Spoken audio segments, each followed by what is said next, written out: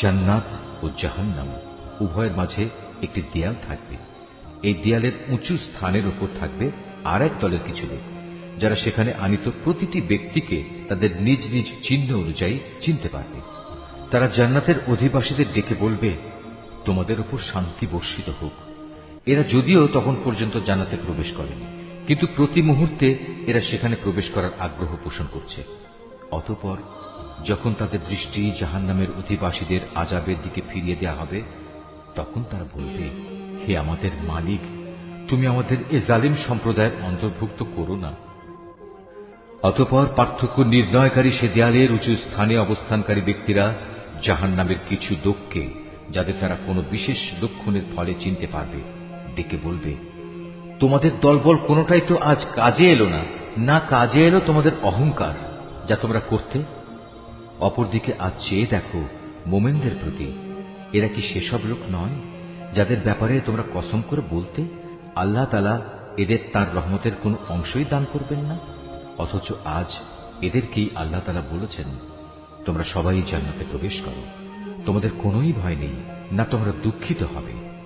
এবার জাহান্নামের অধিবাসীরা জান্নাতের লোকদের ডেকে বলবে, আমাদের উপর সামান্য কিছু পানি অন্তত ঢেলে দাও, অথবা আল্লাহ তাআলা তোমাদের যে খাবার দান করেছেন তার কিয়দংশ আমাদের দাও। তারা বলবে, আল্লাহ তাআলা আজ এ দুটি জিনিস কাফেরদের জন্য হারাম করেছেন। যারা দিনকে খেল তামাশায় পরিণত করে রেখেছিল এবং পার্থিব জীবন তাদের প্রতারণার জালে আটকে রেখেছিল, তাদের আজ আমি ঠিক সেভাবেই ভুলে যাব যেভাবে তারা আমার সামনাসামনি হওয়ার এই দিনটিকে ভুলে গেছে এবং আমার আয়াতসমূহ অস্বীকার করেছে। আমি তাদের কাছে এমন একটি কিতাব পৌঁছে দিয়েছিলাম যা আমি বিশদ জ্ঞান দ্বারা সমৃদ্ধ করে বর্ণনা করেছি। যারা এর উপর ঈমান আনবে, এ কিতাব হবে তাদের জন্য সুস্পষ্ট হিদায়াত ও রহমত। এরা কি চূড়ান্ত কোন পরিণামের জন্য অপেক্ষা করছে, যেদিন সত্যি সত্যি সে পরিণাম তাদের কাছে আসবে? সেদিন যারা ইতিপূর্বে এ দিনটিকে ভুলে গিয়েছিল, তারা বলবে, অবশ্যই আমাদের মালিকের পক্ষ থেকে আমাদের রাসূলরা এদিনের সত্য প্রতিশ্রুতি নিয়েই এসেছিল। আমাদের জন্য আজ কোন সুপারিশকারী কি আছে যারা আমাদের পক্ষে আল্লাহর কাছে কিছু বলবে?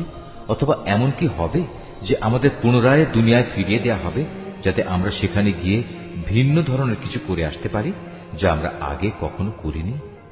মূলত এরাই হচ্ছে সেসব লোক যারা নিজেরা নিজেদের ক্ষতি সাধন করেছে এবং দুনিয়ায় তারা যা কিছু মিথ্যা রচনা করত তাও তাদের কাছ থেকে আজ হারিয়ে গেছে। অবশ্যই তোমাদের মালিক আল্লাহ তাআলা, যিনি 6 দিনে আসমান সমূহ ও জমিন সৃষ্টি করেছেন, অতঃপর তিনি আরশের উপর অধিষ্ঠিত হন। তিনি রাতের আবরণকে দিনের উপর ছেয়ে দেন যেন তা একে অন্যকে দ্রুত গতিতে অনুসরণ করে। তিনি সৃষ্টি করেছেন সূরজ, চাঁদ ও তারাসমূহ। মূলত এর সব কটিকেই আল্লাহ তাআলার বিধানের অধীনে করে রাখা হয়েছে। জেনে রেখো, সৃষ্টি যেহেতু তাঁর, সুতরাং এর উপর ক্ষমতাও চলবে একমাত্র তাঁর। সৃষ্টিকুলের মালিক আল্লাহ তাআলা অত্যন্ত দয়ালু ও বরকতময়। অতএব তোমরা একান্ত বিনয়ের সাথে ও চুপিসারে শুধু তোমাদের মালিক আল্লাহ তাআলাকেই ডাকো।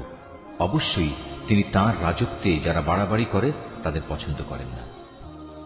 আল্লাহর জমিনে একবার তাঁর শান্তি স্থাপনের পর তাতে তোমরা বিপর্যয় সৃষ্টি করো না। তোমরা ভয় ও আশা নিয়ে একমাত্র আল্লাহ তাআলাকেই ডাকো। অবশ্যই আল্লাহর রহমত নেক লোকদের অতি নিকটে রয়েছে। তিনি মহান আল্লাহ, যিনি বাতাসকে বৃষ্টি ও রহমতের আগাম সুসংবাদবাহী হিসেবে জনপদের দিকে পাঠান। শেষ পর্যন্ত যখন সে বাতাস পানির ভারী মেঘমালা বহন করে চলতে থাকে, তখন আমি তাকে একটি মৃত জনপদের দিকে পাঠিয়ে দিই। অতঃপর সে মেঘ থেকেই আমি পানি বৃষ্টি বর্ষণ করি। অতঃপর তা দিয়ে জমিন থেকে আমি সব ধরনের ফলমূল বের করে আনি। এভাবে আমি মৃতকেও জীবন থেকে বের করে আনব। সম্ভবত এ থেকে তোমরা কিছু শিক্ষা গ্রহণ করতে পারবে।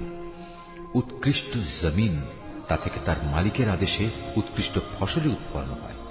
আর যে জমিন বিনষ্ট হয়ে গেছে তা কঠোর পরিশ্রম ব্যতীত কিছুই উৎপন্ন করে না। এভাবেই আমি আমার নিদর্শনসমূহ স্পষ্ট করে বর্ণনা করি এমন এক জাতির জন্য যারা আমার নিয়ামতের কৃতজ্ঞতা জ্ঞাপন করে। আমি নূহকে তার জাতির কাছে পাঠিয়েছি। অতঃপর সে তাদের বলল, হে আমার জাতির লোকেরা, তোমরা আল্লাহ তাআলার দাসত্ব কবুল করো। তিনি ছাড়া তোমাদের আর কোনো মাবুদ নেই। আমি তোমাদের উপর এক কঠিন দিনের আযাবের আশঙ্কা করছি। তার জাতির নেতারা বলল, হে নূহ, আমরা দেখতে পাচ্ছি তুমি এক সুস্পষ্ট গুমরাহিতে নিমজ্জিত রয়েছ। সে বলল, হে আমার সম্প্রদায়ের লোকেরা, আমার মধ্যে কোনোই গুমরাহি নেই।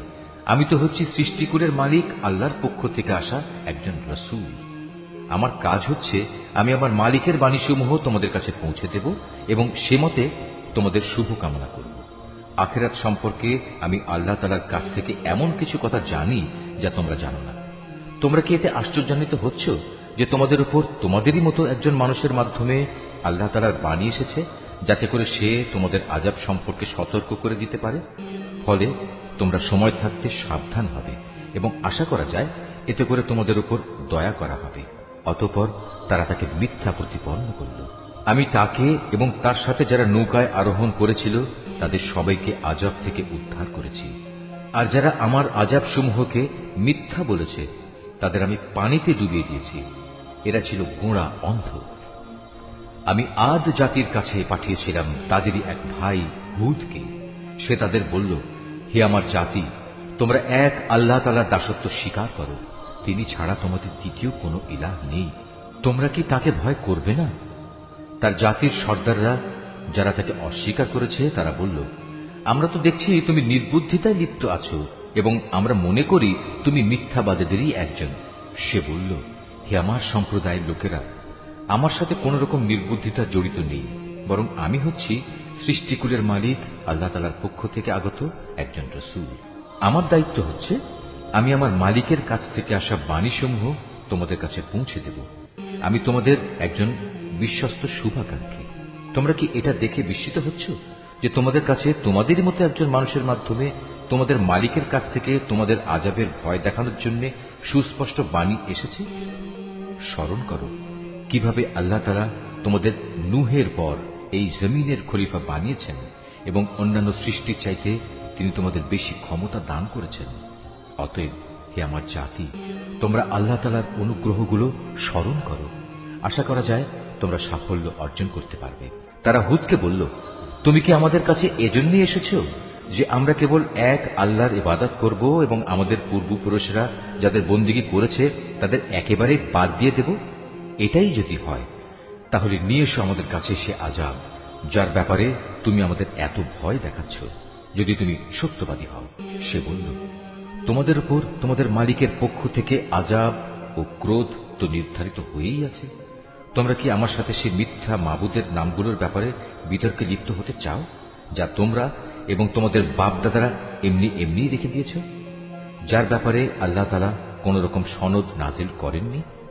অতএব তোমরা অপেক্ষা করো, আমিও তোমাদের সাথে অপেক্ষা করতে থাকব।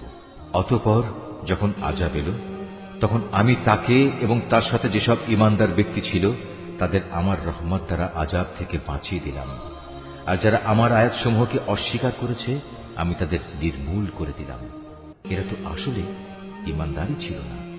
সমুদ জাতির কাছে আমি পাঠিয়েছিলাম তাদেরই এক ভাই সালেহকে। সে এসে বলল, হে আমার জাতি, তোমরা এক আল্লাহ তাআলার বন্দেগী করো। তিনি ছাড়া তোমাদের আর কোনো ইলাহ নেই। তোমাদের কাছে তোমাদের মালিকের কাছ থেকে সুস্পষ্ট প্রমাণ এসে হাজির হয়েছে, আর তোমাদের জন্য এ হচ্ছে আল্লাহর উষ্ট্রি। একে তোমরা ছেড়ে দাও যেন তা আল্লাহ তাআলার জমিনে বিচরণ করে খেতে পারে। তোমরা তাকে কোনো খারাপ মতলবে স্পর্শ করো না, তাহলে আল্লাহর পক্ষ থেকে কঠোর আযাব এসে তোমাদের পাকড়াও করবে।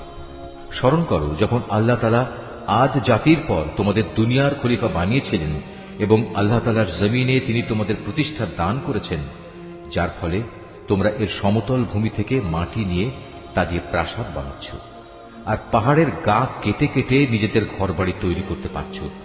অতএব তোমরা আল্লাহ তাআলার এসব জ্ঞান ও প্রকৌশল সংক্রান্ত নিয়ামত স্মরণ করো এবং কোনো অবস্থায় আল্লাহ তাআলার জমিনে বিপর্যয় ঘটিও না।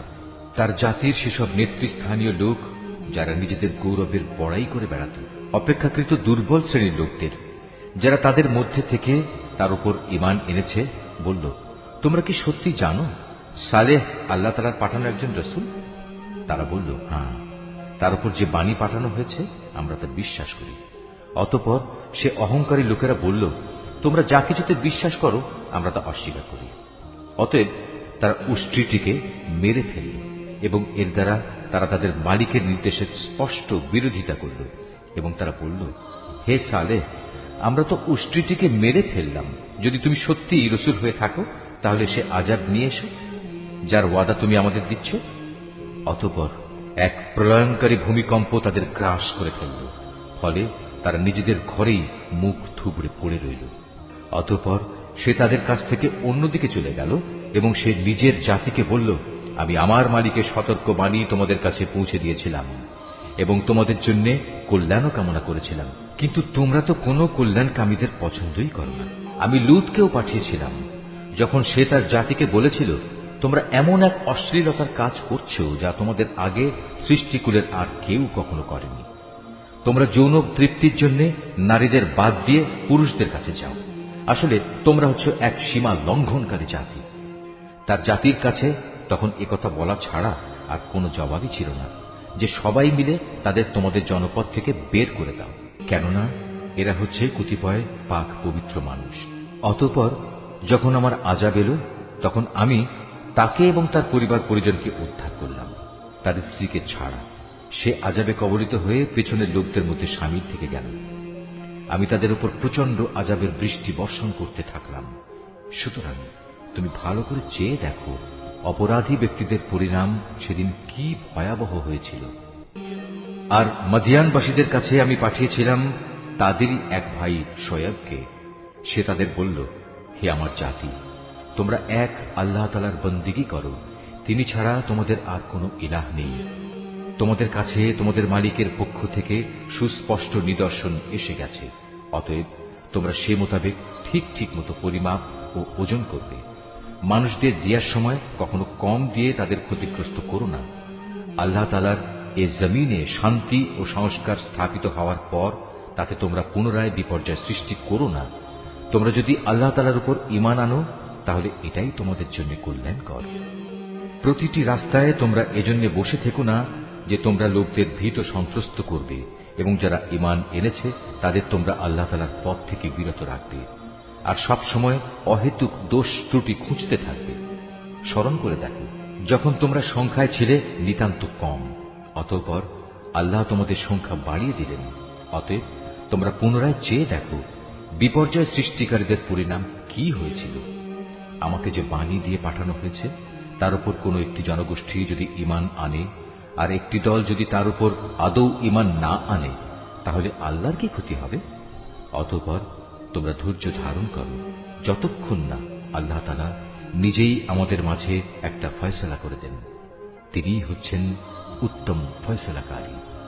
তার সম্প্রদায়ের কিছু নেতৃস্থানীয় লোক যারা বড়াই অহংকার করছিল বলল, হে শোয়েব, আমরা অবশ্যই তোমাকে এবং তোমার সাথে যারা ঈমান এনেছে তাদের আমাদের জনপদ থেকে বের করে দেব, অথবা তোমাদের আমাদের জাতিতে ফিরে আসতে হবে। সে বলল, যদি আমরা ইচ্ছুক না হই তাহলেও কি তাই হবে? সেখান থেকে আল্লাহ তাআলা আমাদের একবার মুক্তি দেওয়ার পর যদি আমরা আবার তোমাদের জীবন আদর্শে ফিরে আসি তাহলে আমরা পরিষ্কারভাবে আল্লাহ তাআলার উপর মিথ্যা আরোপ করব। আমাদের পক্ষে এটা কখনো সম্ভব নয় যে আমরা সেখানে ফিরে আসব। হ্যাঁ, আমাদের মালিক যদি আমাদের ব্যাপারে অন্য কিছু চান তাহলে এটা ভিন্ন কথা। অবশ্যই আমাদের মালিকের জ্ঞান সব কিছুর উপর ছেয়ে আছে। আমরা একান্তভাবে আল্লাহ তাআলার উপর নির্ভর করি এবং আমরা বলি, হে আমাদের মালিক, আমাদের এবং আমাদের জাতির মাঝে তুমি সঠিক একটা ফয়সালা করে দাও, কারণ তুমি হচ্ছ সর্বোত্তম ফয়সালাকারী।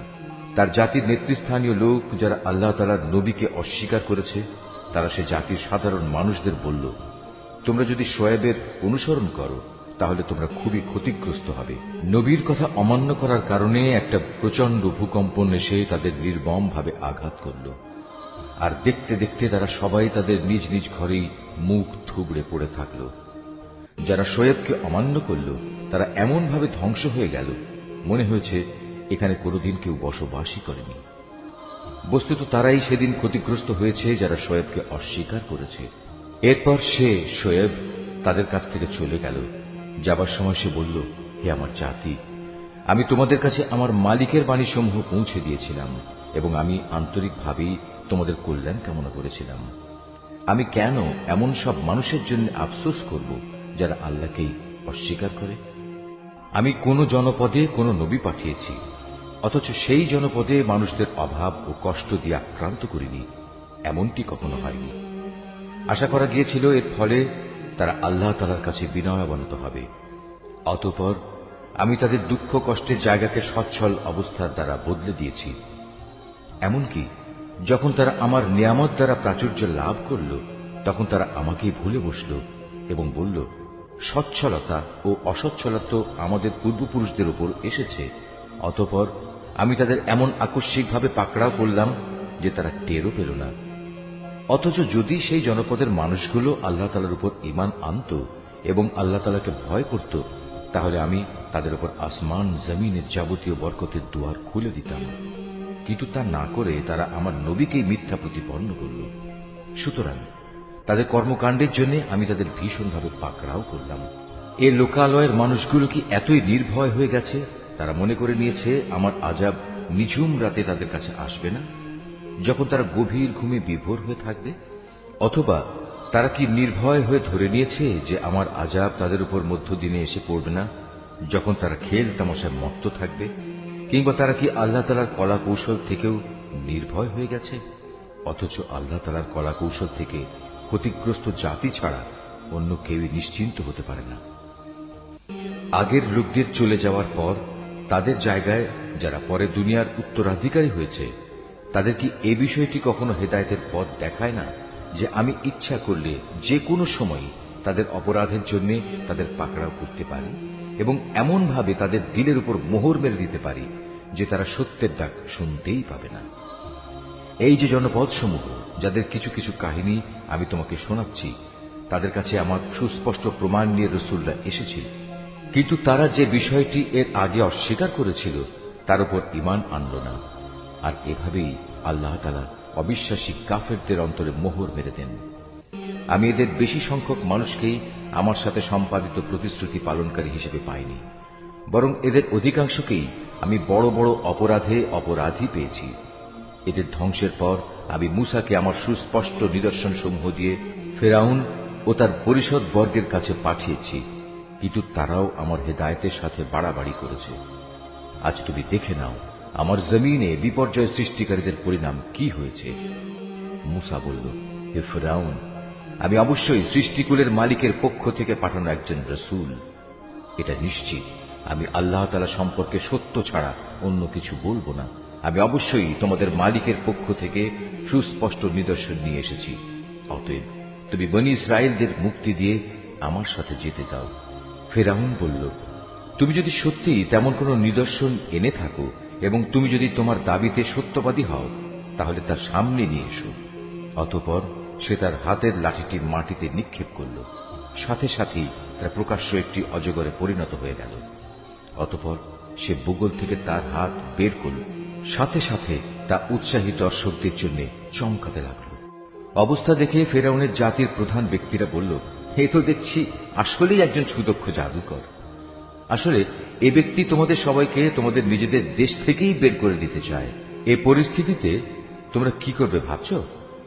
অতঃপর তারা ফেরাউনকে বলল, আপাতত তাকে এবং তার ভাইকে কিছুদিনের জন্য এমনি থাকতে দাও এবং এ সুযোগে তোমরা শহরে বন্দরে সরকারি সংগ্রাহক পাঠিয়ে দাও, যেন তারা দেশের সকল দক্ষ জাদুকরদের অবিলম্বে তোমার কাছে এনে হাজির করে। সিদ্ধান্ত মোতাবেক জাদুকররা যখন ফেরাউনের কাছে এলো, তখন তারা বলল, আমরা যদি আজ মূসার মোকাবেলায় বিজয়ী হই, তবে আমাদের জন্য পুরস্কারের ব্যবস্থা থাকবে তো? সে বলল, হ্যাঁ, তা তো অবশ্যই।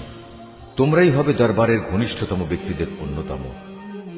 অতঃপর তারা তাদের জাদুর বাণ নিক্ষেপ করে মানুষদের দৃষ্টি শক্তির ওপর জাদু করে ফেলল।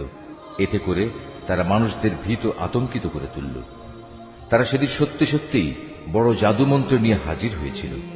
অতঃপর আমি মূসার কাছে ওহী পাঠালাম এবং তাকে বললাম, এবার তুমি জমিনে তোমার লাঠিটি নিক্ষেপ করো। নিক্ষিপ্ত হবার সাথে সাথেই তা জাদুকরদের অলিক বানোয়াটগুলোকে গ্রাস করে ফেলল। অতঃপর সত্য প্রতিষ্ঠিত হয়ে গেল, আর তারা যা কিছু বানিয়ে এনেছিল তা মিথ্যা প্রতিপন্ন হল। সেখানে তারা সবাই পরাভূত হল এবং তারা লাঞ্ছিত হয়ে ফিরে গেল। অতঃপর সত্যের সামনে জাদুকরদের অবনত করে দেয়া হল। তারা সবাই সমস্বরে বলে উঠল, আমরা সৃষ্টিকুলের মালিকের উপর ঈমান আনলাম, যিনি মুসা ও হারুনের মালিক। ঘটনার এই আকস্মিক মোড় পরিবর্তন দেখে ফেরাউন বলল, এ কি, আমি তোমাদের কোন রকম অনুমতি দেওয়ার আগেই তোমরা তার উপর ঈমান আনলে? আসলে আমি বুঝতে পারলাম এ ছিল তোমাদের নিশ্চিত একটা ষড়যন্ত্র। এ নগরে বসেই তোমরা তা পাকিয়েছ, যাতে করে তার অধিবাসীদের তোমরা সেখান থেকে বের করে দিতে পারো। অচিরেই তোমরা এই বিদ্রোহের পরিণাম জানতে পারবে। আমি তোমাদের একদিকের হাত ও অন্যদিকের পাগুলো কেটে ফেলব, এরপর আমি তোমাদের সবাইকে শুলে চড়াব। তারা বলল, আমরা তো একদিন আমাদের মালিকের কাছে ফিরে যাবই, তাই আমরা তোমার শাস্তির পরোয়া করি না। তুমি আমাদের কাছ থেকে এই কারণেই এই প্রতিশোধ নিচ্ছ যে আমাদের মালিকের নিদর্শন সমূহ যা তার কাছ থেকে আমাদের কাছে এসে পৌঁছেছে, আমরা তার উপর ঈমান এনেছি। আমরা আল্লাহ তাআলার কাছে প্রার্থনা করি, হে আমাদের মালিক, তুমি আমাদের ধৈর্য ধারণ করার ক্ষমতা দাও এবং তোমার অনুগত বান্দা হিসেবে তুমি আমাদের মৃত্যু দিও। ফেরাউনের জাতির সর্দাররা তাকে বলল, তুমি কি মুসা ও তার দলবলকে এই জমিনে বিপর্যয় সৃষ্টি করার জন্য এমনিই ছেড়ে দিয়ে রাখবে এবং তারা তোমাকে ও তোমার দেবতাদের এভাবে বর্জন করেই চলবে? সে বলল, না, তা কখনো হবে না। আমি অচিরেই তাদের ছেলেদের হত্যা করে ফেলব এবং তাদের মেয়েদের আমি জীবিত রাখব। নিঃসন্দেহে আমি তাদের উপর বিপুল ক্ষমতায় ক্ষমতাবান। মুসা এবার তার জাতিকে বলল, তোমরা আল্লাহর কাছে সাহায্য চাও এবং ধৈর্য ধারণ করো। মনে রেখো, অবশ্যই এই জমিন হচ্ছে আল্লাহ তাআলার। তিনি নিজ বান্দাদের মাঝে যাকে চান তাকেই এই জমিনের ক্ষমতা দান করেন। চূড়ান্ত সাফল্য তাদের জন্যই যারা আল্লাহ তাআলাকে ভয় করে। তারা মুসাকে বলল, তুমি আমাদের কাছে নবী হয়ে আসার আগেও আমরা নির্যাতিত হয়েছিলাম, আর এখন তুমি আমাদের কাছে আসার পরও আমরা একইভাবে নির্যাতিত হচ্ছি। এর কি কোনো শেষ হবে না? মুসা বলল, হ্যাঁ, হবে। খুব তাড়াতাড়ি সম্ভবত তোমাদের মালিক তোমাদের শত্রুকে ধ্বংস করে দেবেন এবং এই দুনিয়ায় তিনি তোমাদের তার স্থলাভিষিক্ত করবেন। অতঃপর আল্লাহ তাআলা দেখবেন তোমরা কি করো। ক্রমাগত বেশ কয়েক বছর ধরে আমি ফেরাউনের লোকজনদের দুর্ভিক্ষ ও ফসলের স্বল্পতা দিয়ে আক্রান্ত করে রেখেছিলাম। সম্ভবত তারা কিছুটা হলেও বুঝতে পারবে। যখন তাদের উপর ভালো সময় আসত, তখন তারা বলতো, এ তো ছিল আমাদের নিজেদেরই পাওনা। আবার যখন দুঃসময় তাদের পেয়ে বসত, তখন নিজেদের দুর্ভাগ্যের ভার তারা মুসা এবং তার সঙ্গী সাথীদের উপরই আরোপ করত। হ্যাঁ, তাদের দুর্ভাগ্যের যাবতীয় বিষয় তো আল্লাহ তাআলার হাতেই রয়েছে, কিন্তু তাদের অধিকাংশ লোকই এ সম্পর্কে অবহিত নয়। তারা মুসাকে আরো বলল, আমাদের উপর জাদুর প্রভাব বিস্তার করার জন্য তুমি যত নিদর্শনই নিয়ে আসো না কেন, আমরা কখনো তোমার উপর ঈমান আনব না। এই ধৃষ্টতার জন্য অতঃপর আমি তাদের উপর ঝড় তুফান দিলাম, পঙ্গপাল পাঠালাম, উকুন ছড়ালাম, ব্যাঙ ছেড়ে দিলাম ও রক্তপাতজনিত বিপর্যয় নাজিল করলাম। এর সব কয়টি তাদের কাছে এসেছিল আমার এক একটা সুস্পষ্ট নিদর্শন হিসেবে, কিন্তু এ সত্ত্বেও তারা অহংকার বড়াই করতেই থাকল। আসলেই তারা ছিল একটি অপরাধী জাতি। যখনই তাদের উপর কোনো বিপর্যয় আসত, তখন তারা বলতো, হে মুসা, তোমার প্রতি প্রদত্ত তোমার মালিকের প্রতিশ্রুতি মতো তুমি আমাদের জন্য তোমার মালিকের কাছে দোয়া করো। যদি এবারের মতো আমাদের উপর থেকে এই বিপদ দূর করে দাও, তাহলে অবশ্যই আমরা তোমার উপর ঈমান আনব এবং বনী ইসরায়েলদেরও তোমার সাথে যেতে দেব। অতঃপর যখনই তাদের উপর থেকে একটি নির্দিষ্ট সময়ের জন্য, যে সময়টুকু সেজন্য নির্ধারিত ছিল, সে বালা মুসিবত আমি অপসারণ করে নিতাম, তখন সাথে সাথেই তারা ওয়াদা ভঙ্গ করে ফেলত। অতঃপর আমি তাদের কাছ থেকে প্রতিশোধ নিলাম, তাদের আমি অতল সাগরে ডুবিয়ে দিলাম, কেননা তারা আমার নিদর্শন সমূহকে মিথ্যা প্রতিপন্ন করেছিল এবং আমার এ শাস্তি থেকে তারা উদাসীন হয়ে গিয়েছিল। এবার আমি তাদের সত্যি সত্যি ক্ষমতার আসনে বসিয়ে দিলাম। এতদিন যাদের দুর্বল করে রাখা হয়েছিল, তাদের আমি এ রাজ্যের পূর্ব পশ্চিম সহ সব কয়টি প্রান্তের অধিকারী বানিয়ে দিলাম, যাতে আমি আমার প্রভূত কল্যাণ ছড়িয়ে দিয়েছি। এভাবেই বনী ইসরায়েলের উপর প্রদত্ত তোমার মালিকের প্রতিশ্রুতির সেই কল্যাণ বাণী সত্যে পরিণত হল, কেননা তারা ধৈর্য ধারণ করেছিল। ফেরাউন ও তার জাতির যাবতীয় শিল্পকর্ম ও উঁচু প্রাসাদ যা তারা নির্মাণ করেছিল, আমি সবকিছুই ধ্বংস করে দিলাম। ফেরাউনকে ডুবিয়ে দিয়ে আমি বনী ইসরায়েলদের সমুদ্র পার করে দিয়েছি। অতঃপর সমুদ্রের এপারে তারা এমন একটি জাতির কাছে এসে পৌঁছল যারা সব সময় তাদের মূর্তিকে পূজা দেওয়ার জন্য বসে থাকত। এদের দেখে বনী ইসরায়েলের লোকেরা বলল, হে মূসা, তুমি আমাদের জন্য এ ধরনের একটি দেবতা বানিয়ে দাও যেমন এদের দেবতা রয়েছে। একথা শুনে সে তাদের বলল, তোমরা হচ্ছ আসলেই এক মূর্খ জাতি। এ লোকেরা যেসব কাজে লিপ্ত রয়েছে তা একদিন ধ্বংস করে দেয়া হবে এবং এরা যা করছে তাও সম্পূর্ণ বাতিল বলে গণ্য হবে। মূসা আরো বলল, আমি কি তোমাদের জন্য আল্লাহ তাআলাকে বাদ দিয়ে অন্য একজন মাবুদ তালাশ করতে যাব? অথচ এই আল্লাহ তাআলাই তোমাদের দুনিয়ার সবকিছুর উপর শ্রেষ্ঠত্ব প্রদান করেছেন। তাছাড়া তোমাদের সে সময়ের কথা স্মরণ করা উচিত যখন আমি তোমাদের ফেরাউনের লোকজনদের কাছ থেকে মুক্ত করেছিলাম। তারা তোমাদের মর্মান্তিক শাস্তি দিত, তারা তোমাদের পুত্র সন্তানদের হত্যা করত আর তোমাদের মেয়েদের তারা জীবিত ছেড়ে দিত। এতে তোমাদের জন্য তোমাদের পরওয়ারদিগারের পক্ষ থেকে এক মহা পরীক্ষা নিহিত ছিল।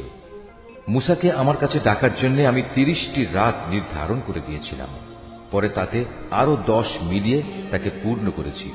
এভাবেই তার জন্য তার মালিকের নির্ধারিত সময় 40 রাতের মেয়াদ পূর্ণ হয়ে গেল। যাত্রার প্রাক্কালে মূসা তার ভাই হারুনকে বলল, আমার অবর্তমানে আমার লোকদের মাঝে তুমি আমার প্রতিনিধিত্ব করবে, তাদের প্রয়োজনীয় সংশোধন করবে, কখনো বিশৃঙ্খলা সৃষ্টিকারীদের কথা মতো চলবে না।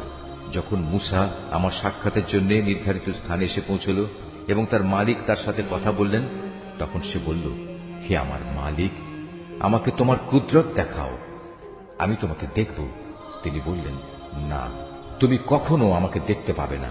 তুমি বরং অনতি দূরের পাহাড়টির দিকে তাকিয়ে দেখো, যদি আমার নূর দেখার পর পাহাড়টি স্বস্থানে স্থির হয়ে দাঁড়িয়ে থাকতে পারে তাহলে তুমি অবশ্যই সেখানে আমায় দেখতে পাবে। অতঃপর যখন তার মালিক পাহাড়ের উপর স্বীয় জ্যোতি নিক্ষেপ করলেন তখন তা পাহাড়কে চূর্ণ বিচূর্ণ করে দিল। সাথে সাথেই মূসা বেহুশ হয়ে গেল।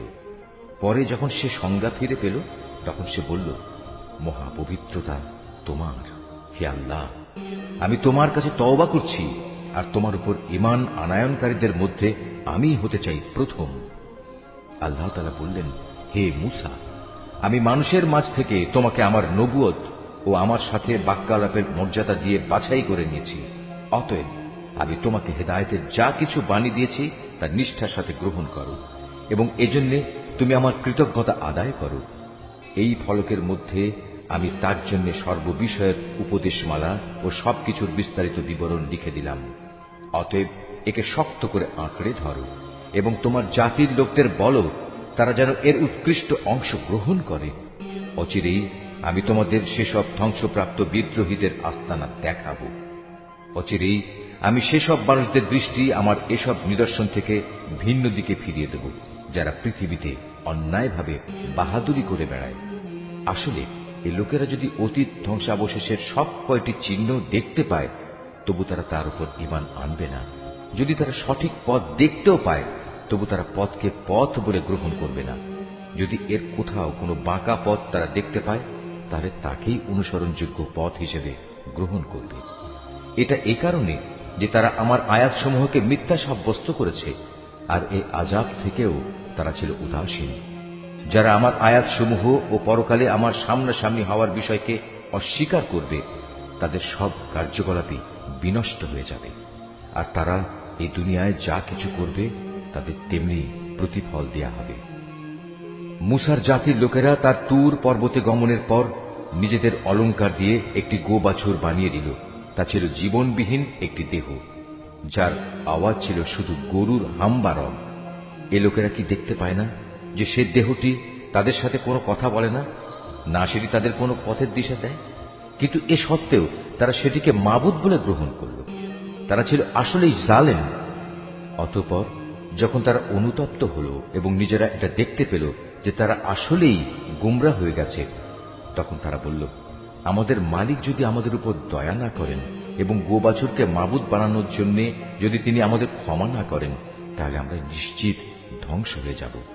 কিছুদিন পর মূসা যখন ক্রুদ্ধ ও ক্ষুব্ধ হয়ে নিজের লোকজনদের কাছে ফিরে এলো তখন সে এসব কথা শুনে বলল, আমার তুর পর্বতে যাওয়ার পর তোমরা কি জঘন্য কাজই না করেছ? তোমরা কি তোমাদের মালিকের কাছ থেকে কোনো পরিষ্কার আদেশ আসার আগেই তোমাদের মালিকের আদেশের ব্যাপারে তাড়াহুড়া শুরু করলে? রাগে ক্ষোভে সে ফলকগুলো ফেলে দিল এবং তার ভাইয়ের মাথার চুল ধরে তাকে নিজের দিকে টেনে আনল। মুসাকে লক্ষ্য করে সে বলল, হে আমার মায়ের ছেলে সহোদর ভাই, এ জাতির লোকগুলো আমাকে দুর্বল করে দিতে চেয়েছিল। তারা এক পর্যায়ে আমাকে তো মেরেই ফেলতে চেয়েছিল। তুমি আমার সাথে এমন কোনো আচরণ করো না যা শত্রুদের আনন্দিত করে, আর তুমি আমাকে কখনো জালেম সম্প্রদায়ের অন্তর্ভুক্ত করো না। সে মুসা বলল, হে আমার মালিক, আমাকে ও আমার ভাইকে তুমি মাফ করে দাও এবং তুমি আমাদের তোমার রহমতের মধ্যে দাখিল করে নাও। তুমি সবচেয়ে বড় দয়াবান। আল্লাহ তাআলা মুসাকে বললেন, হ্যাঁ, যেসব লোক গরুর বাছুরকে মাবুদ বানিয়েছে, অচিরেই তাদের উপর তাদের মালিকের পক্ষ থেকে গজব আসবে, আর দুনিয়ার জীবনেও তাদের উপর আসবে অপমান এবং লাঞ্ছনা। আল্লাহ তাআলার নামে মিথ্যা কথা রটনাকারীদের আমি এভাবেই শাস্তি দিয়ে থাকি। যেসব লোক অন্যায় কাজ করেছে, এরপর তারা তওবা করেছে এবং যথাযথ ঈমান এনেছে, নিশ্চয়ই এই যথার্থ তওবার পর তোমার মালিক ক্ষমাশীল ও পরম দয়ালু হিসেবে তাদের সাথে আচরণ করবেন। পরে যখন মুসার ক্রোধ কিছুটা প্রশমিত হল, তখন সে তাওরাতের ফলকগুলো তুলে নিল। তার পাতায় হেদায়েত ও রহমত সম্বলিত কথাবার্তা লিখিত ছিল এমন সব লোকের জন্য যারা তাদের মালিককে ভয় করে। মুসা তার সম্প্রদায়ের মধ্যে থেকে এবার ৭০ জন লোককে আমার প্রতিশ্রুতির সময়ে সমবেত হবার জন্য বাছাই করে নিল। তখন এক প্রচন্ড ভূকম্পন এসে তাদের আক্রমণ করল। মুসা বলল, হে আমার মালিক, তুমি চাইলে তাদের সবাইকে ও আমাকে আগেই ধ্বংস করে দিতে পারতে। আজ আমাদের মধ্যেকার কয়েকটি নির্বোধ মানুষ যে আচরণ করেছে, তার জন্য তুমি কি আমাদের সবাইকে ধ্বংস করে দেবে? অথচ এ ব্যাপারটা তোমার একটা পরীক্ষা ছাড়া আর কিছুই নয়।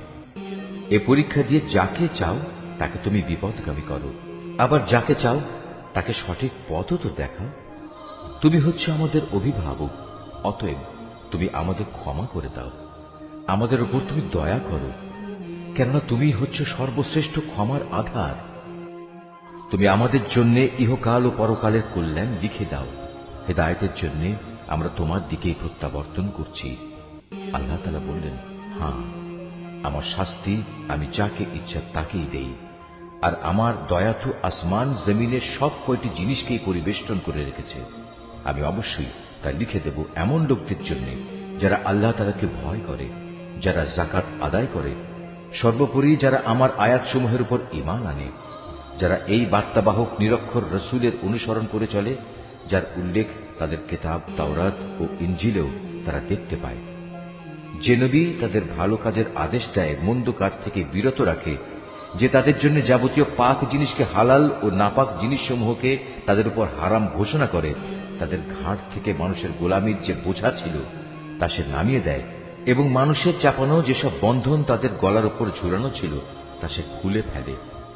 অতএব যারা তাঁর উপর ঈমান আনে, যারা তাকে সাহায্য সহযোগিতা করে, সর্বোপরি তার সাথে কোরআনের যে আলো পাঠানো হয়েছে তার অনুসরণ করে, তারাই হচ্ছে সফল কাম।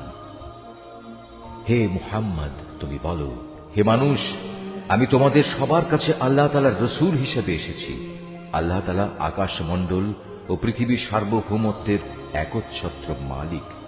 তিনি ছাড়া আর কোনো মাবুদ নেই। তিনি জীবন দান করেন, তিনি মৃত্যু ঘটান। অতএব তোমরা সেই মহান আল্লাহ তাআলার উপর ঈমান আনো, তাঁর বার্তাবাহক নিরক্ষর রসুলের উপরও তোমরা ঈমান আনো, যে রসুল নিজেও আল্লাহ তাআলা ও তাঁর বাণীতে বিশ্বাস করে এবং তোমরা তাকে অনুসরণ করো। আশা করা যায় তোমরা সঠিক পথের সন্ধান পাবে। মুসার জাতির মধ্যে এমন ধরনের কিছু লোকও আছে যারা অন্যদের সত্যের পথ দেখায় এবং নিজেরাও অনুরূপ ইনসাফ করে। আমি তাদের 12টি গোত্রে ভাগ করে তাদের স্বতন্ত্র দলে পরিণত করে দিয়েছি। মুসার সম্প্রদায়ের লোকেরা যখন তার কাছে পানি চাইল, তখন আমি মুসার প্রতি ওহী পাঠালাম, তুমি তোমার হাতের লাঠি দ্বারা পাথরে আঘাত করো। অতঃপর তা থেকে 12টি ঝর্ণাধারা উদ্ভূত হল। প্রত্যেক দল তাদের নিজেদের পানি পান করার স্থান চিনে নিল। আমি তাদের উপর মেঘের ছায়াও বিস্তার করে দিলাম। তাদের কাছে মান ও সালওয়া নামক এক উৎকৃষ্ট খাবার পাঠালাম। তাদের আমি এও বললাম, তোমাদের আমি যেসব পবিত্র জিনিস দান করেছি তা তোমরা খাও। আমার কৃতজ্ঞতা আদায় না করে তারা আমার উপর কোনো জুলুম করেনি, বরং তারা নিজেরাই নিজেদের উপর জুলুম করেছে। সে সময়ের কথাও স্মরণ করো যখন তাদের বলা হয়েছিল, তোমরা এই জনপদে গিয়ে বসবাস করো এবং সেখান থেকে যা কিছু চাও তোমরা আহার করো এবং বলো, হে মালিক, আমরা তোমার কাছে ক্ষমা চাই। আর যখনই সেই জনপদের দ্বার পথ দিয়ে ভেতরে প্রবেশ করবে, তখন সাজদাবনত অবস্থায় প্রবেশ করবে। আমি তোমাদের গুনাহসমূহ মাফ করে দেব। আমি উত্তম লোকদের সব সময় কিছু অতিরিক্ত দান করি। কিন্তু তাদের মধ্যে যারা জালিম ছিল, তারা তাদের যা করতে বলা হয়েছিল তা সম্পূর্ণ বদলে দিয়ে ভিন্ন কথা বলল। তাই আমিও তাদের এই জুলুমের শাস্তি হিসেবে তাদের উপর আসমান থেকে আযাব পাঠালাম। তাদের কাছ থেকে সেই জনপদের কথা জিজ্ঞেস করো যা ছিল সাগরের পাড়ে অবস্থিত, যখন সেখানকার মানুষরা শনিবারে আল্লাহ তাআলার বেঁধে দেওয়া সীমা লঙ্ঘন করত। আসলে শনিবারেই সাগরের মাছগুলো তাদের কাছে উঁচু হয়ে পানির উপরিভাগে ভেসে আসত এবং শনিবার ছাড়া অন্য কোনো দিন তা আসত না। বস্তুত তাদের অবাধ্যতার কারণেই আমি তাদের অনুরূপ পরীক্ষা নিচ্ছিলাম। আরো স্মরণ করো যখন তাদের একদল লোক এও বলছিল, তোমরা এমন একটি দলকে কেন উপদেশ দিতে যাচ্ছ যাদের আল্লাহ তাআলা ধ্বংস করতে যাচ্ছেন, অথবা গুনাহের জন্য আল্লাহ তাআলা যাদের কঠোর শাস্তি দিতে যাচ্ছেন। তারা বলল, এটা হচ্ছে তোমাদের মালিকের দরবারে নিজেদের একটা ওজর পেশ করা যে আমরা উপদেশ দিয়েছি এবং হতে পারে তারা এর ফলে সাবধান হবে। অতঃপর যা তাদের বারবার স্মরণ করানো হচ্ছিল তা তারা সম্পূর্ণ ভুলে গেল। তখন আমি সে দল থেকে এমন লোকদের উদ্ধার করলাম যারা নিজেরা গুনাহের কাজ থেকে বেঁচে থাকত, আর কঠিন শাস্তি দিয়ে পাকড়াও করলাম তাদের যারা জুলুম করেছে।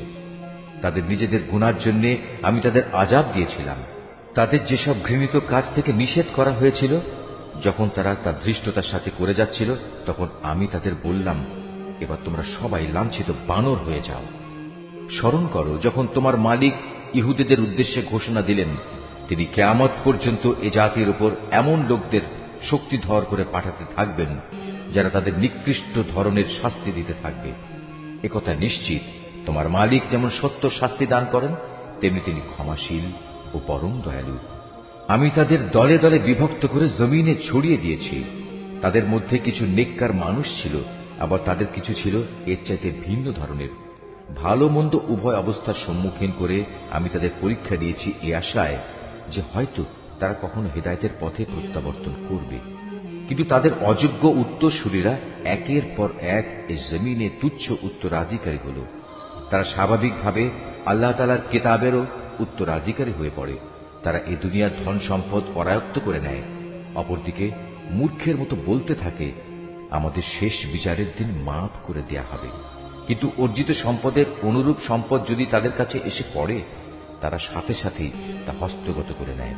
অথচ তাদের কাছ থেকে আল্লাহ তাআলার কিতাবের এ প্রতিশ্রুতি কি নেওয়া হয়নি যে তারা আল্লাহ তাআলা সম্বন্ধে সত্য ছাড়া কিছু বলবে না? আল্লাহ তাআলার সেই কিতাবে যা আছে তা তো তারা নিজেরা বহুবার অধ্যয়নও করেছে। আর পরকালীন আবাস, যারা আল্লাহকে ভয় করে তাদের জন্য তো তাই হচ্ছে উত্তম নিবাস। তোমরা কি এ বিষয়টি অনুধাবন করো না? অপরদিকে যারা আল্লাহর কিতাবকে কঠোরভাবে আঁকড়ে ধরে এবং নামাজ প্রতিষ্ঠা করে, তারা যেন জেনে রাখে, আমি কখনো সংশোধনকারীদের বিনিময় নষ্ট করি না। যখন আমি তাদের মাথার উপর পাহাড়কে উঁচু করে রেখেছিলাম, মনে হচ্ছিল তা যেন একটি ছায়া। তারা তো ধরেই নিয়েছিল তা বুঝি এখনই তাদের উপর পড়ে যাবে। আমি তাদের বললাম, তোমাদের আমি হেদায়েত সম্বলিত যে কিতাব দিয়েছি তা কঠোরভাবে আঁকড়ে ধরো এবং তাতে যা কিছু আছে তা বারবার স্মরণ করো। এর ফলে আশা করা যায় তোমরা বেঁচে থাকতে পারবে। তোমরা স্মরণ করো যখন তোমাদের মালিক আদম সন্তানের পৃষ্ঠদেশ থেকে তাদের পরবর্তী সন্তান সন্ততিদের বের করে এনেছেন এবং তাদের নিজেদের ওপর এ মর্মে আনুগত্যের স্বীকারোক্তি আদায় করেছেন যে আমি কি তোমাদের মালিক নই? তারা সবাই বলল, নিশ্চয়ই, আমরা সাক্ষ্য দিলাম। এর উদ্দেশ্য ছিল যেন কিয়ামতের দিন তোমরা একথা বলতে না পারো, আমরা তো এ বিষয়ে অনবহিত ছিলাম। কিংবা একথা যেন না বলো যে আল্লাহর সাথে শিরক তো আমাদের বাপদাদারা আগে করেছে, আর আমরা তো ছিলাম তাদের পরবর্তী বংশধর। বাতিলপন্থীদের কার্যক্রমের জন্য কি তুমি আমাদের ধ্বংস করবে? এভাবেই আমি অতীতের দৃষ্টান্তসমূহ তাদের কাছে খোলাখুলি বর্ণনা করি এ আশায় যে এরা সোজা পথে ফিরে আসবে। হে মুহাম্মদ, তুমি তাদের কাছে এমন একটি মানুষের কাহিনী পড়ে শোনাও যার কাছে আমি নবীর মাধ্যমে আমার আয়াতসমূহ নাযিল করেছিলাম, কিন্তু সে পরে আমার আয়াত থেকে বিচ্যুত হয়ে পড়ে। অতঃপর শয়তান তার পিছু নেয় এবং সে সম্পূর্ণ গোমরাহ লোকদের দলভুক্ত হয়ে পড়ে। অথচ আমি চাইলে তাকে এই আয়াতসমূহ দ্বারা উচ্চ মর্যাদা দান করতে পারতাম, কিন্তু সে তো ঊর্ধ্বমুখী আসমানের বদলে নিম্নমুখী জমিনের প্রতি আসক্ত হয়ে পড়ে এবং পার্থিব কামনা বাসনার অনুসরণ করে। অতঃপর তার উদাহরণ হচ্ছে কুকুরের উদাহরণের মতো। যদি তুমি তাকে দৌড়াতে থাকো, তবু সে জিহ্বা বের করে হাঁপাতে থাকে, আবার তোমরা সেটিকে ছেড়ে দিলেও জিহ্বা ঝুলিয়ে হাঁপাতে থাকে। এ হচ্ছে তাদের দৃষ্টান্ত যারা আমার আয়াতসমূহ অস্বীকার করে। এ কাহিনীগুলো তাদের তুমি পড়ে শোনাও, হয়তোবা তারা চিন্তা গবেষণা করবে। যে সম্প্রদায়ের লোকেরা আমার নিদর্শনসমূহ মিথ্যা সাব্যস্ত করে, তারা নিজেরাই নিজেদের উপর জুলুম করে আসছে। তাদের উদাহরণ কতই না নিকৃষ্ট। আল্লাহ তাআলা যাকে পথ দেখান সে সঠিক পথ প্রাপ্ত হবে, আবার যাকে তিনি গোমরাহ করেন তারা হয়ে পড়ে ভীষণ ক্ষতিগ্রস্ত। বস্তুত বহু সংখ্যক মানুষ ও জিন আছে যাদের আমি জাহান্নামের জন্য পয়দা করেছি। তাদের কাছে যদিও বোঝার মতো দিল আছে, কিন্তু তা দিয়ে তারা চিন্তা করে না। তাদের কাছে দেখার মতো চোখ থাকলেও তারা তা দিয়ে সত্য দেখে না। আবার তাদের কাছে শোনার মতো কান আছে, কিন্তু তারা সে কান দিয়ে সত্য কথা শোনে না। আসলে এরা হচ্ছে জন্তু জানোয়ারের মতো, এবং কোন কোন ক্ষেত্রে তাদের চাইতেও এরা বেশি বিভ্রান্ত। এসব লোকেরা দারুণ উদাসীন। আল্লাহ তাআলার জন্যই যাবতীয় সুন্দর নামসমূহ নিবেদিত রয়েছে। অতএব তোমরা সেসব ভালো নামেই তাকে ডাকো এবং সেসব লোকের কথা ছেড়ে দাও যারা তার নামে বিকৃতি ঘটায়। যা কিছু তারা দুনিয়া জীবনে করে এসেছে, অচিরেই তার যথাযথ ফল তারা পাবে। আমি যাদের সৃষ্টি করেছি সে মানুষ ও জিনদের মাঝে আবার এমন একটি দল আছে যারা মানুষকে সঠিক পথের দিকে ডাকে এবং সে মতে নিজেরাও নিজেদের জীবনে ইনসাফ কায়েম করে। যারা আমার আয়াতসমূহকে মিথ্যা প্রতিপন্ন করে, ক্রমে ক্রমে আমি তাদের এমন ভাবে ধ্বংসের দিকে ঠেলে নিয়ে যাব তারা তা টেরও পাবে না। আমি তাদের বিদ্রোহের জন্য অবকাশ দিয়ে রাখব এবং এ ব্যাপারে আমার কৌশল অত্যন্ত শক্ত। তারা কি কখনো চিন্তা করে দেখে না যে তাদের সাথী মুহাম্মদ কোনো পাগল নয়? সে তো হচ্ছে আযাবের একজন সুস্পষ্ট সতর্ককারী মাত্র। তারা কি আসমান সমূহ ও পৃথিবীর সার্বভৌমত্বের বিষয়টির দিকে কখনো তাকিয়ে দেখে না? এবং তাকিয়ে দেখে না আল্লাহ তাআলা এখানে যা কিছু সৃষ্টি করেছেন তার প্রতি এবং এর প্রতিও তাদের অবস্থানের মেয়াদ হয়তো নিকটবর্তী হয়ে এসেছে? এরপর আর কোন কথা আছে যা বললে এরা ঈমান আনবে? আল্লাহ তাআলা যাকে পথহারা করে দেন তাকে পথে আনার আর দ্বিতীয় কেউ নেই। আল্লাহ তাআলা তো তাদের সবাইকেই তাদের অবাধ্যতায় উদ্ভ্রান্তের মতো ঘুরে বেড়ানোর জন্য ছেড়ে দেন। তারা তোমার কাছে কিয়ামত সম্পর্কে জিজ্ঞেস করে, এই দিনটি কখন সংঘটিত হবে? তুমি তাদের বলো, এ জ্ঞান তো আমার মালিকের কাছেই রয়েছে। এর সময় আসার আগে তিনি তা প্রকাশ করবেন না।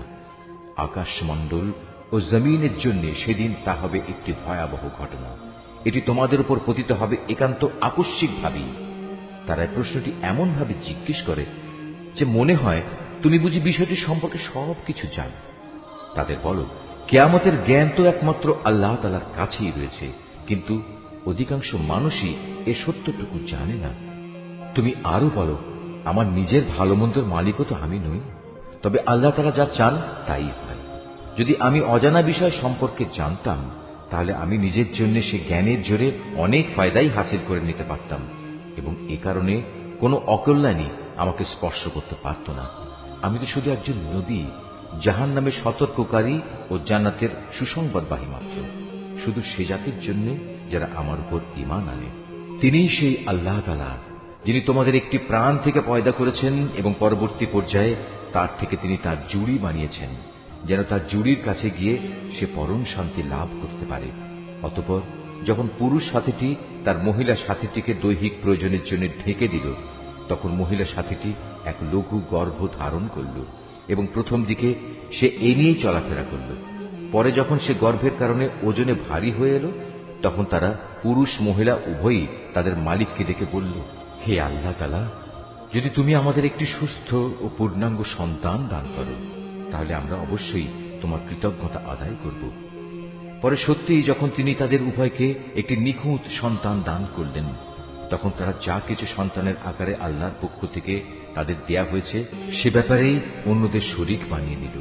আল্লাহ তাআলা তাদের শরীক বানানো থেকে অনেক পবিত্র।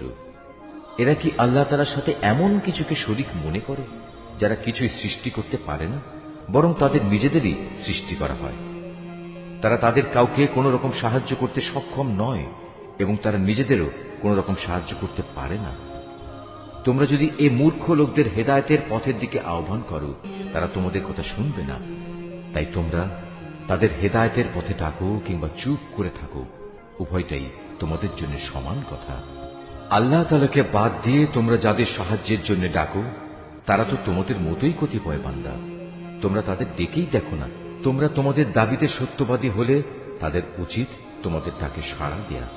তাদের কি কোনো পা আছে যার উপর ভর দিয়ে তারা চলতে পারে? অথবা তাদের কি কোনো ক্ষমতাধর হাত আছে যা দিয়ে তারা সবকিছু ধরতে পারে? কিংবা তাদের কোনো চোখ আছে যা দিয়ে তারা সবকিছু দেখতে পারে? কিংবা আছে তাদের কোনো কান যা দিয়ে তারা শুনতে পারে? তুমি বলো, তোমরা ডাকো তোমাদের শরীকদের, এরপর তোমরা আমার বিরুদ্ধে ষড়যন্ত্র করো। ষড়যন্ত্র করার সময় আমাকে কোনো অবকাশও দিও না। তুমি তাদের বলো, নিশ্চয়ই আমার অভিভাবক হচ্ছেন একমাত্র আল্লাহ, যিনি কিতাব নাজিল করেছেন। তিনি হামেশাই ভালো লোকদের অভিভাবকত্ব করেন। আল্লাহ তাআলাকে বাদ দিয়ে যাদের তোমরা ডাকো, তারা তোমাদের কোন রকম সাহায্য করতে সক্ষম নয়, এমনকি তারা নিজেদেরও কোন রকম সাহায্য করতে পারে না। তোমরা যদি কখনো তাদের হেদায়েতের পথে আসার আহ্বান জানাও, তবে তারা শুনতেই পাবে না।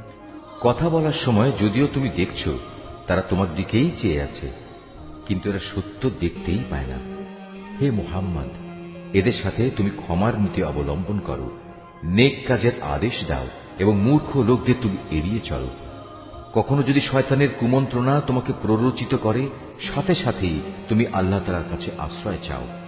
অবশ্যই তিনি সবকিছু শোনেন এবং সবকিছু জানেন। আল্লাহ তাআলাকে যারা ভয় করে, তাদের যদি কখনো শয়তানের পক্ষ থেকে কুমন্ত্রণা স্পর্শ করে, তবে তারা সাথে সাথেই আত্মসচেতন হয়ে পড়ে। তৎক্ষণাৎ তাদের চোখ খুলে যায়।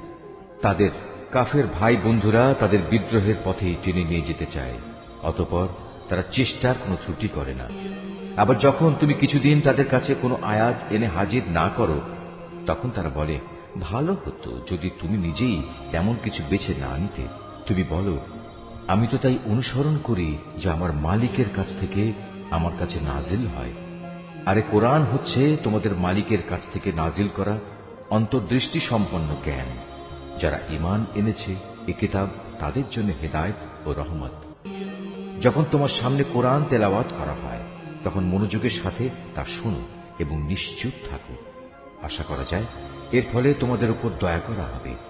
হে নবী, তোমার মালিককে স্মরণ করো মনে মনে, সকাল সন্ধ্যায় সবিনয়ে এবং সশঙ্ক চিত্তে। অনুচ্চ স্বরের কথাবার্তা দিয়েও তাকে তুমি স্মরণ করো, কখনো তার স্মরণ থেকে গাফেল হয়েও না। এই আয়াতটি যিনি তেলাওয়াত করবেন এবং যিনি এই আয়াতটির তেলাওয়াত শুনবেন, তাদের সবাইকে এখানে একটি সাজদা আদায় করতে হবে। এটা ওয়াজিব। নিঃসন্দেহে যারা তোমার মালিকের একান্ত সান্নিধ্যে আছে, তারা কখনো অহংকার করে তার ইবাদত থেকে বিরত থাকে না। তারা তাঁর তাসবিহ করে এবং তার সামনে সাজদা করে।